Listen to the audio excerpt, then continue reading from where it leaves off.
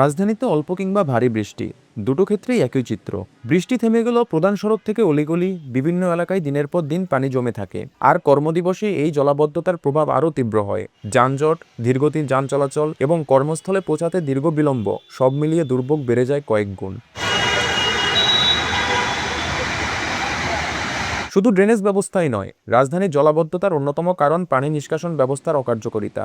খাল, sluice gate, pump station ও drainage অবকাঠামোর বড় একটি অংশ পুরোপুরি কার্যকর নয়। নিয়মিত রক্ষণাবেক্ষণের ঘাটতি, অচল যন্ত্রপাতি এবং বিভিন্ন সংস্থার সমন্বয়হীনতায় বৃষ্টির পানি দ্রুত সরানো সম্ভব হচ্ছে না।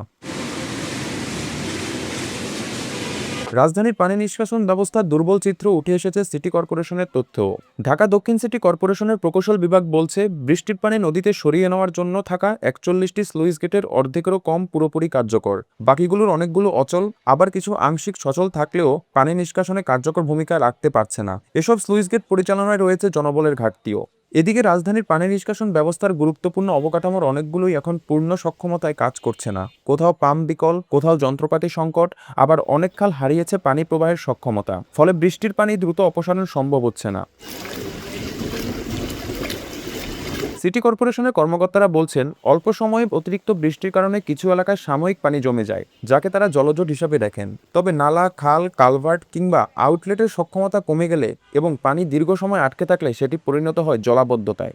নগর পরিকল্পনাবিদদের মতে, ঢাকায় জলাবদ্ধতার মূল সমস্যা দুটি। প্রথমত, দ্রুত পানি নেমে যাওয়ার মতো পর্যাপ্ত পথ নেই। দ্বিতীয়ত, খালগুলোর বড় অংশ দখল, ভরাট ও আবর্জনা সংকুচিত হয়ে গেছে। একই সঙ্গে ড্রেন ও নালাগুলোতে জমেছে বর্জ্য, বাধাগ্রস্ত হচ্ছে পানি প্রবাহ। দুই সিটি কর্পোরেশনের তথ্য বলছে, প্রায় ৩০৬ বর্গ কিলোমিটার এলাকার ২.৫ কোটি মানুষের বৃষ্টির পানি নিষ্কাশনের জন্য কার্যকরভাবে নির্ভর করতে হয় মাত্র ৮টি আউটলেটের উপর। এসব অবকাঠামোর কিছু পরিচালিত হচ্ছে ভিন্ন ভিন্ন সংস্থার মাধ্যমে। সিটি কর্পোরেশনের দাবি, বাসাবাড়ির কঠিন বর্জ্য ও প্লাস্টিক ড্রেনে ফেলার কারণে পানি চলাচলে বাধাগ্রস্ত হচ্ছে। তবে সংশ্লিষ্টদের মতে, শুধু বর্জ্য নয়, দীর্ঘদিনের অব্যবস্থাপনা, রক্ষণাবেক্ষণের ঘাটতি এবং দুর্বল পানি নিষ্কাশন ব্যবস্থাই ঢাকার জলাবদ্ধতার মূল কারণ। বর্ষা রাজধানীতে জলাবদ্ধতা, এই চিত্র যেন আর নতুন নয়। প্রতিবছর একই দুর্ভোগের পুনরাবৃত্তি হলেও নগরবাসীর প্রশ্ন একটাই, মেগাসিটি ঢাকায় জলাবদ্ধতার এই সংকটের স্থায়ী সমাধান কবে হবে?